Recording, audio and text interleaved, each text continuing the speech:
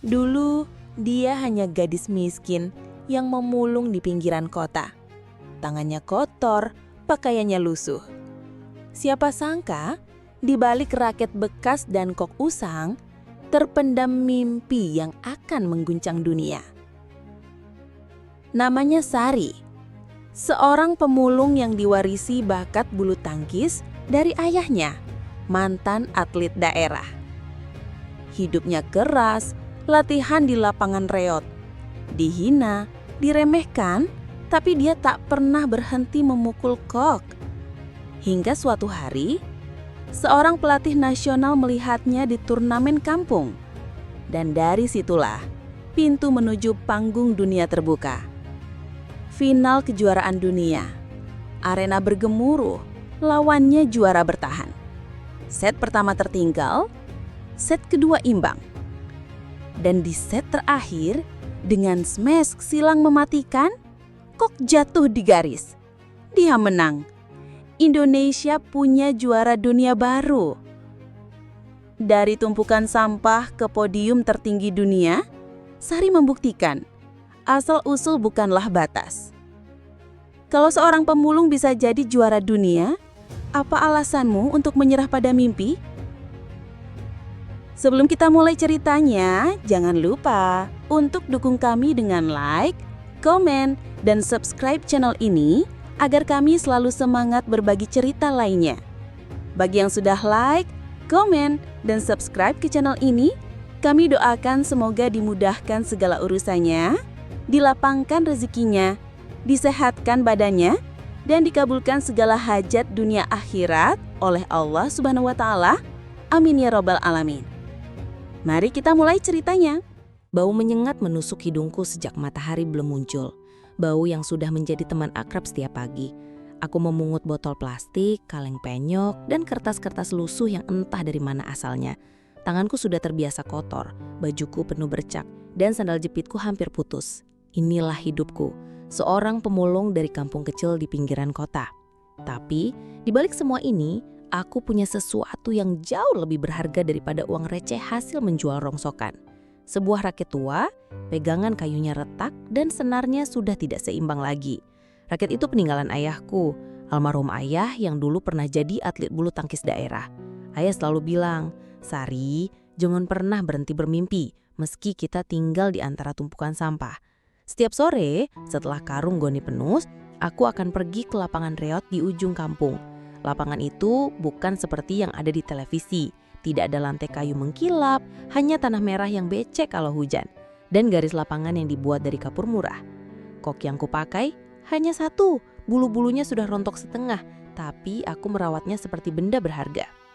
Kadang orang-orang menertawakanku. Apa bisa pemulung jadi atlet? Main saja sudah pakai raket bekas, mau lawan siapa? Aku hanya tersenyum, pura-pura tak peduli, walau sebenarnya setiap ejekan itu menusuk hatiku. Tapi aku tahu, kalau aku berhenti sekarang, aku akan jadi seperti mereka, terjebak di sini selamanya. Malam ini, saat sedang memungut sampah di dekat warung, aku mendengar kabar ada turnamen bulu tangkis antar RT minggu depan. Hatiku langsung berdebar. Aku belum pernah ikut turnamen resmi, apalagi di depan banyak orang. Tapi, entah kenapa, ada suara di dalam diriku yang berkata, "Cobalah Sari, mungkin inilah kesempatanmu." Aku menatap raket tua yang terlentak di sudut rumah. Apakah benda rapuh ini benar-benar bisa membawaku keluar dari bau sampah yang sudah menjadi bagian hidupku? Hari Minggu itu datang lebih cepat dari yang kuduga. Sejak subuh aku sudah gelisah, bahkan lupa memungut sampah seperti biasanya.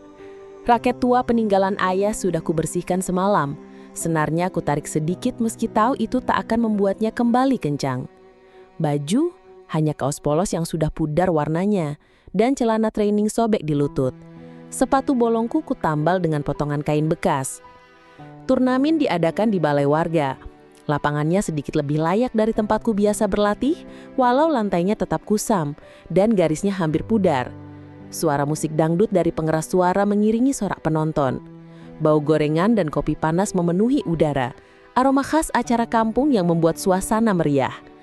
Saat namaku dipanggil, bisik-bisik langsung terdengar. "Itu Sari, pemulung itu. Mau main lawan siapa dia? Jangan-jangan langsung kalah." Aku pura-pura tak dengar. meski jantungku berdegup kencang. Lawanku adalah anak laki-laki dari RT sebelah, mengenakan sepatu baru dan raket mahal. Dia tersenyum miring seolah sudah yakin akan menang. Servis pertama dimulai. Kok meluncur ke arahku. Tanpa berpikir panjang, tubuhku bergerak otomatis, seperti yang selalu ayah ajarkan dulu. Satu smash tajam, penonton langsung bersorak. Aku melihat beberapa wajah yang tadinya meremehkan kini berubah terkejut. Poin demi poin, aku mulai memimpin. Tapi aku tahu, ini baru awal. Lawanku mulai bermain agresif, menguji kekuatanku. Napasku memburu, keringat membasahi wajahku. Tapi setiap kali Kok melayang di udara, aku merasa dunia seakan berhenti. Yang ada hanya aku, raket, dan garis lapangan. Di pinggir lapangan ada seorang pria parubaya mengenakan topi, memperhatikanku dengan serius. Aku tak mengenalnya, tapi tatapannya membuatku gugup. Dia tidak ikut bersorak seperti yang lain, hanya mengamati setiap gerakanku. Pertandingan berakhir dengan aku sebagai pemenang. Suara tepuk tangan menggema di seluruh balai warga.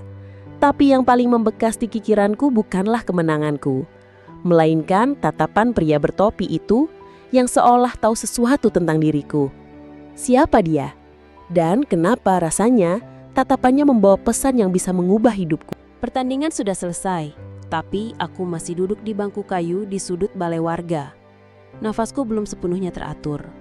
Keringat membasahi leherku, dan raket tua di tanganku bergetar, entah karena lelah atau karena perasaan aneh yang tak bisa kujelaskan. Pria bertopi itu mendekat. Wajahnya tegas, garis kerut di dahinya menunjukkan pengalaman hidup yang panjang. "Kamu Sari kan?" Suaranya tenang tapi terdengar tegas. Aku mengangguk pelan, masih bingung. "Kamu main bagus tadi. Teknikmu natural sekali. Siapa yang melatihmu?" Aku menelan ludah. "Tidak ada, Pak. Hanya ayah saya dulu." Dia menatapku lebih lama, lalu duduk di sebelahku. "Saya Bima, pelatih bulu tangkis nasional. Saya sedang mencari pemain muda untuk masuk ke klub pusat. Dan saya rasa kamu punya bakat yang tidak bisa saya abaikan." Kata-kata itu membuatku terdiam. Klub pusat nasional. Itu seperti mimpi yang terlalu besar untuk gadis pemulung sepertiku. Aku mencoba tertawa kecil. "Pak, saya ini cuma pemulung. Raket saya saja sudah mau patah." Pak Bima tersenyum tipis. "Justru itu yang membuatmu istimewa. Kalau kamu bisa bermain sebaik ini dengan peralatan seadanya, bayangkan apa yang bisa kamu lakukan dengan latihan dan fasilitas yang tepat." Hatiku berdebar kencang. Sebagian diriku ingin langsung menjawab iya, tapi bayangan wajah ibu muncul di kepalaku. Ibu sering sakit-sakitan. Kalau aku pergi ke kota besar untuk berlatih, siapa yang akan membantunya memulung? Bagaimana dengan biaya makan kami? Aku harus pikir-pikir dulu, Pak," jawabku akhirnya. Pak Bima tidak memaksa. Dia menyerahkan kartu namanya lalu berdiri. "Pikirkan baik-baik, Sari. Kesempatan seperti ini tidak datang 2 kali. Kalau sudah siap, hubungi saya." Dia pergi meninggalkanku sendirian di bangku kayu itu. Aku memandang kartu nama di tanganku. Hati ini berkecamuk antara rasa takut meninggalkan ibu dan rasa penasaran tentang kemungkinan yang menanti di luar kampung. Malam itu aku menatap langit penuh bintang di depan rumah. Angin malam berhembus pelan, membawa suara samar ayah dari masa lalu. "Jangan pernah berhenti bermimpi, Sari." Tapi mimpi ini, apa aku benar-benar sanggup mengejarnya? Keputusan itu kuambil di pagi buta. Setelah semalaman tak bisa tidur, aku memberanikan diri bicara pada ibu. "Bu, aku mau ikut pelatihan di klub pusat. Pelatih nasional yang kemarin itu bilang aku punya peluang." Ibu natapku lama, matanya berkaca-kaca. "Kalau itu jalanmu, pergilah. Jangan pikirkan ibu. Yang penting kamu jaga diri dan jangan lupa asalmu." Aku memeluknya erat. Tubuhnya terasa rapuh, tapi genggaman tangannya kuat, seperti sedang menitipkan seluruh harapannya padaku. Kota besar menyambutku dengan kebisingan yang membuat telingaku kaget. Gedung-gedung menjulang, jalanan penuh kendaraan, dan orang-orang yang berjalan cepat tanpa sempat saling menyapa. Aku tiba di asrama atlet. bangunan 4 lantai dengan lorong panjang, dan bau karpet lembab. Hari pertama latihan langsung membuatku sadar, ini bukan kampung. Di sini, semua orang cepat, kuat, dan disiplin. Pelatih Bima memperkenalkanku pada tim. Sebagian menyambut dengan ramah, tapi sebagian lainnya hanya mengangguk dingin. Sesi pemanasan saja sudah membuat kakiku seperti terbakar. Push up, lari sprint, lompat tali, semua dilakukan tanpa ampun. Saat permainan dimulai, aku langsung merasa terintimidasi. Raket-raket mereka mengkilap, sepatu mereka empuk dan ringan, sementara aku masih memakai sepatu tambalan. Di antara mereka, ada satu yang menatapku dengan senyum tipis, Liana. Rambutnya dikunci rapi, wajahnya cantik, gerakannya lincah. Tapi di balik senyum itu, aku merasakan sesuatu, entah sinis atau sekedar mengukur kekuatanku. Malamnya, tubuhku nyaris remuk, telapak tanganku lecet, betisku nyeri, dan punggungku seperti tertarik. Tapi entah kenapa, rasa sakit itu bercampur dengan rasa bangga. Aku bertahan di hari pertama. Sebelum tidur, aku menatap raket tua yang kuletakkan di samping ranjang. Di kota ini, aku hanyalah gadis kampung yang mencoba bertahan. Tapi aku berjanji pada diriku sendiri. Tidak peduli seberapa kerasnya latihan, aku akan terus maju. Karena kalau aku menyerah sekarang, untuk apa aku meninggalkan ibu dan kampungku? 2 bulan pertama di kota besar terasa seperti neraka. Bangun sebelum matahari terbit, latihan fisik sampai tubuhku seperti tidak punya tenaga, lalu latihan teknik sampai malam. Tanganku penuh kapalan, lututku memar. Tapi setiap kali aku ingin menyerah, aku mengingat wajah ibu dan suara ayah yang selalu berkata agar aku terus bermimpi. Hari itu, pelatih Bima mengumumkan sesuatu yang membuat jantungku berdegup kencang. Minggu depan, kita akan mengirim beberapa pemain ke kejuaraan provinsi. Sari, kamu ikut. Aku hampir tidak percaya. Dalam hati, rasa takut dan semangat bercampur jadi satu. Ini panggung pertamaku di luar kampung, tempat di mana aku akan bertemu pemain-pemain yang jauh lebih berpengalaman. Hari pertandingan tiba. Arena kayu mengkilap itu membuatku tertegun. Lantai kayu mengkilap, lampu sorot terang, dan tribun penonton yang dipenuhi orang-orang. Bau karpet baru bercampur aroma minuman isotonik dari meja atlet. Aku berdiri di pinggir lapangan, mencoba mengatur nafas. Lawan pertamaku adalah atlet dari klub ternama. Gerakannya cepat, tekniknya rapih, dan setiap pukulannya terukur. Di awal aku kalah poin berturut-turut. Telapak tanganku basah oleh keringat dan aku mulai mendengar suara ejekan samar dari penonton.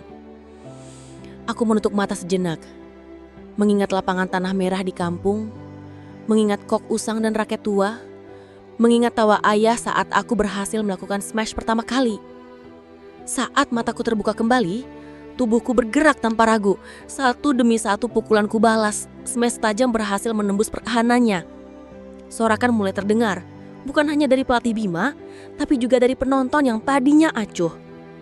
Poin demi poin, aku mengejar ketertinggalan. Dan ketika skor penentu tiba, aku memukul kok sekuat tenaga membuat lawan terdiam. Aku menang. Namun kemenangan ini tidak membuat semua orang senang. Di pinggir lapangan, aku melihat Liana berdiri dengan tangan terlipat. Tatapan matanya dingin.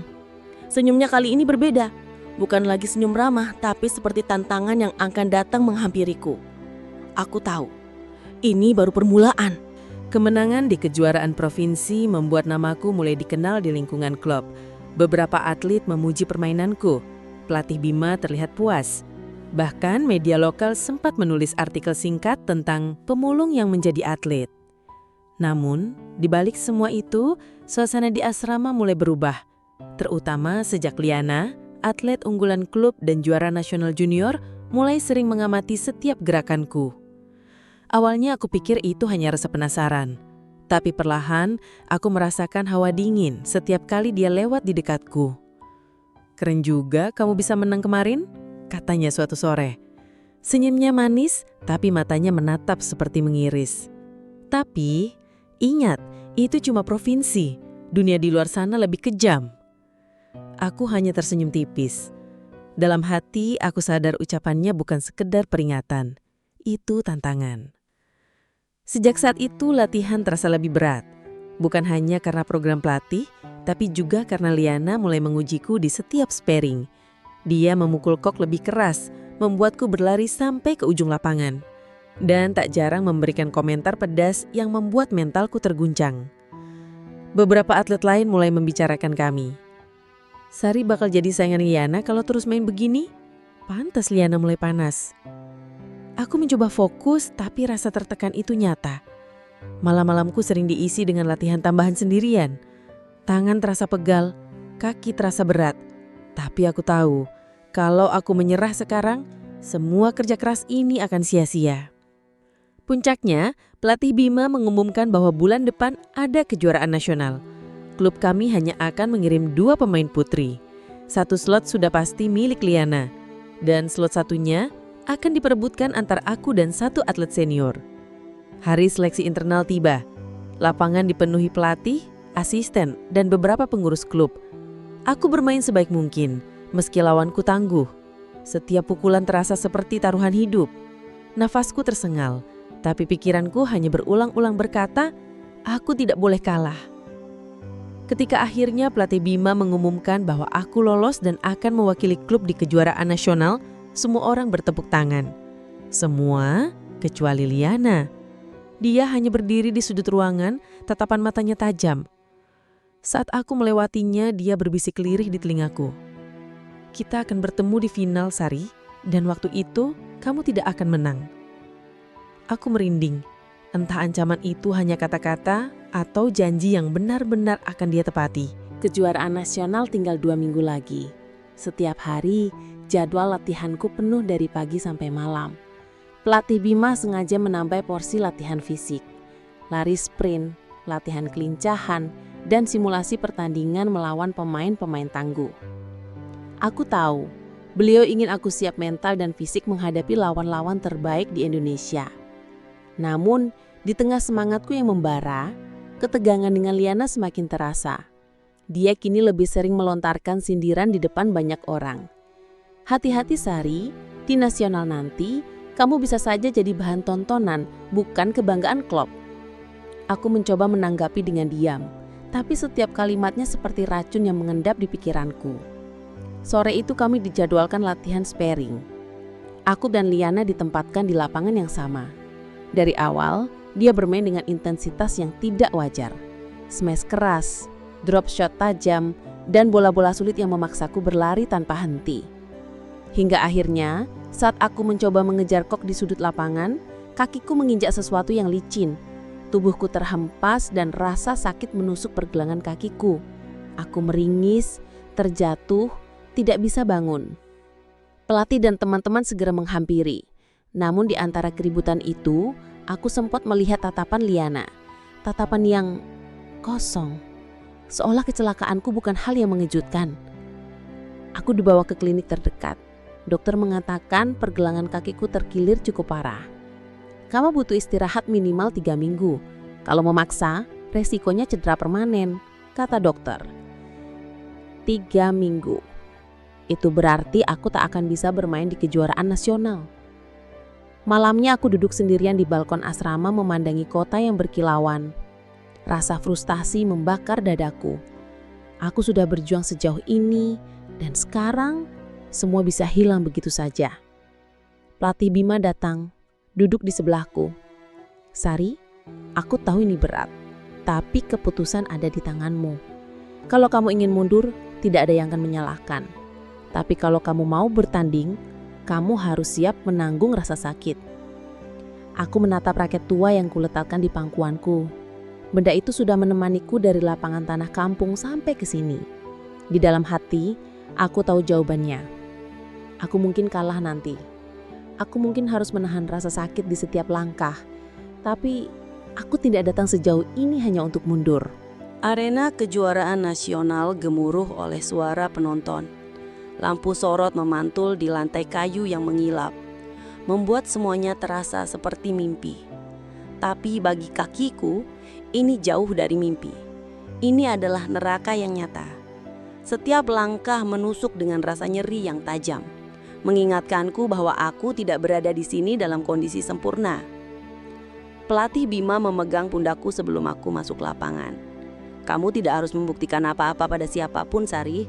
Mainlah dengan hati. Aku mengangguk, walau di dalam dada aku tahu. Aku ingin membuktikan segalanya. Lawan di final ini bukan siapa-siapa selain Liana. Dia berdiri di seberang lapangan dengan senyum tipis yang sudah sering kulihat. Senyum yang menyembunyikan niat untuk menjatuhkanku. Peluit berbunyi. Servis pertama dimulai. Kok melesat ke arahku dan aku membalas dengan pukulan pelan untuk menguji langkah kakiku. Nyeri itu langsung terasa tapi aku menahannya. Liana bermain agresif sejak awal. Dia memaksa rally panjang membuatku berlari ke kiri dan ke kanan. Penonton bersorak setiap kali ada smash keras darinya. Aku tahu ini strateginya, membuatku lelah dan memperparah cederaku. Di pertengahan set pertama, aku tertinggal jauh. Nafasku berat, keringat bercucuran. Tapi di sela rasa sakit itu, aku melihat sekilas wajah ibu di tribun, tersenyum sambil mengangkat kedua jempolnya. Aku menggenggam raket tuaku lebih erat. Dalam hati, aku berkata, kalau ini adalah pertandingan terakhirku, maka aku akan menutupnya dengan semua yang aku punya. Set kedua dimulai. Dan aku mulai mengubah strategi. Aku memaksa Liana untuk bergerak lebih banyak, memanfaatkan celah setiap kali dia sedikit terlambat. Smash-smash cepat dan drop shot tepat di depan net mulai memberiku poin demi poin. Sorakan penonton berubah, kini namaku yang dipanggil berulang-ulang. Skor imbang di set ketiga. Udara di arena terasa tebal oleh ketegangan. Liana terlihat mulai frustasi. Di poin penentuan, dia melakukan smash keras. Aku berlari meski kakiku terasa seperti akan patah dan mengembalikan kok dengan pukulan tipis menyilang. Kok jatuh tepat di garis. Wasit meniup peluit panjang, pertandingan selesai. Aku menang. Penonton berdiri memberi tepuk tangan. Tapi di tengah sorak-sorai itu, aku tidak melihat Liana datang menyalamiku. Dia hanya berjalan pergi tanpa menoleh. Aku tak peduli. Hari ini bukan hanya tentang mengalahkan Liana, tapi mengalahkan rasa sakit, rasa takut, dan keraguan yang selama ini menghantuiku. Di tengah arena, aku memeluk raket tuaku erat-erat. Dari bau sampah kampung sampai gemeripap lampu nasional, aku akhirnya sampai di sini. Sejak kemenangan di kejuaraan nasional, hidupku berubah dengan cara yang tak pernah kubayangkan. Foto-fotoku menghiasi halaman depan surat kabar. Media televisi memanggilku untuk diwawancara. Mereka menyebutku Ratu Kok dari Kampung Sampah. Awalnya aku merasa canggung. Setiap kali kamera mengarah padaku, aku hanya tersenyum kaku. Tapi di balik itu semua, aku merasa bangga. Bukan karena ingin dipuji, tapi karena kisahku, kisah seorang pemulung yang tak menyerah pada mimpinya, bisa sampai menginspirasi banyak orang. Pelatih Bima datang ke asrama suatu malam, membawa kabar baru. Sari, kamu diundang untuk ikut seleksi kejuaraan dunia di Jepang bulan depan. Indonesia butuh pemain sepertimu di turnamen itu. Aku terdiam. Kejuaraan dunia? Jepang? Rasanya seperti kata-kata yang hanya ada di film. Tapi sekarang, itu ada di hadapanku. Latihan pun semakin keras. Aku berlatih bukan hanya untuk menang, tapi untuk membawa bendera merah putih berdiri tegak di panggung internasional. Setiap pukulan raket, setiap tetes keringat, terasa seperti langkah yang semakin menjauh dari lapangan tanah merah di kampung. Hari keberangkatan tiba, bandara penuh hiruk pikuk. Aku memegang paspor di satu tangan dan raket tua peninggalan ayah di tangan lain. Beberapa penumpang mengenaliku dan meminta foto bersama. Sesampainya di Jepang, aku terpesona melihat arena turnamen. Lampu-lampu besar, ribuan penonton, dan lawan-lawan dari seluruh dunia dengan kecepatan dan teknik yang luar biasa. Aku tahu, ini adalah level yang jauh di atas apapun yang pernah kualami. Tapi di tengah rasa kagum itu, aku mengingat satu hal. Aku tidak datang sejauh ini hanya untuk menjadi penonton. Aku datang untuk bermain, berjuang, dan membuktikan bahwa dari tumpukan sampah pun bisa lahir juara dunia. Esoknya, pertandingan pertamaku mulai. Lawanku adalah pemain unggulan tuan rumah. Dia menyapaku dengan senyum sopan, Tapi saat pertandingan berjalan, tatapan matanya berubah menjadi fokus penuh. Setiap pukulan terasa cepat seperti kilat. Aku tertinggal di awal, tapi perlahan aku mulai menyesuaikan ritme. Smash cepat, netting tipis, dan drive keras berhasil membuatku mengejar poin. Saat peluit akhir berbunyi, aku menang. Sorakan penonton membanjiri arena. Meskipun sebagian besar adalah pendukung lawan, aku bisa merasakan mereka menghargai perjuanganku. Aku menatap raket tua di tanganku dan tersenyum. Ini baru permulaan. Final kejuaraan dunia. Arena penuh sesak, lampu sorot berkilau, dan suara ribuan penonton menggema seperti gelombang yang tak henti. Aku berdiri di tengah lapangan, memegang raket tua yang sudah kusimpan sejak kecil. Benda ini sudah menemaniku melewati jalanan kampung yang becek, lapangan tanah merah, hingga ke panggung terbesar dalam hidupku. Lawan di final adalah juara bertahan dari Tiongkok. Gerakannya cepat, penuh tenaga, dan tatapannya tajam. Peluit dibunyikan. Pertandingan dimulai. Set pertama, aku tertinggal. Smash-smashnya sulit dibendung. Kaki ini mulai terasa berat. Tapi aku mengingat perjalanan panjangku. Bau menyengat tumpukan sampah, keringat yang membasahi bajuku di lapangan reyot, ejekan orang-orang yang bilang aku tak akan kemana-mana. Semua itu membuatku menolak untuk menyerah. Set kedua, aku mulai menemukan celah. Aku bermain lebih sabar, memaksa lawan berlari ke setiap sudut lapangan. Sorakan penonton makin keras, seakan mendukung setiap pukulanku. Skor imbang. Set penentuan, nafasku memburu, kakiku gemetar, tapi tanganku mantap. Poin demi poin terkumpul. Hingga akhirnya di match point, aku mengirimkan smash silang yang tak terjangkau. Kok jatuh di garis, wasit meniup peluit panjang. Aku menang. Tangisku pecah. Penonton berdiri, bertepuk tangan. Bendera merah putih berkibar di layar raksasa. Lagu kebangsaan mengalun dan aku berdiri di podium tertinggi, memegang medali emas. Dalam hatiku, aku berkata pada ayah dan ibu, kita berhasil. Dari tumpukan sampah di pinggiran kota ke podium juara dunia. Perjalananku bukan hanya tentang bulu tangkis, tapi tentang membuktikan bahwa asal-usul bukan penentu masa depan. Kalau seorang pemulung seperti aku bisa berdiri di panggung dunia, maka tidak ada alasan bagi siapapun untuk berhenti bermimpi. Bakat bisa lahir di mana saja, tapi hanya kerja keras dan keyakinan yang bisa membawanya terbang setinggi-tingginya. Jangan biarkan orang lain menentukan batas mimpimu. Ambil langkah pertama hari ini, meski kecil, meski berat, karena siapa tahu langkah itu akan membawamu ke panggung yang bahkan tak pernah kau bayangkan.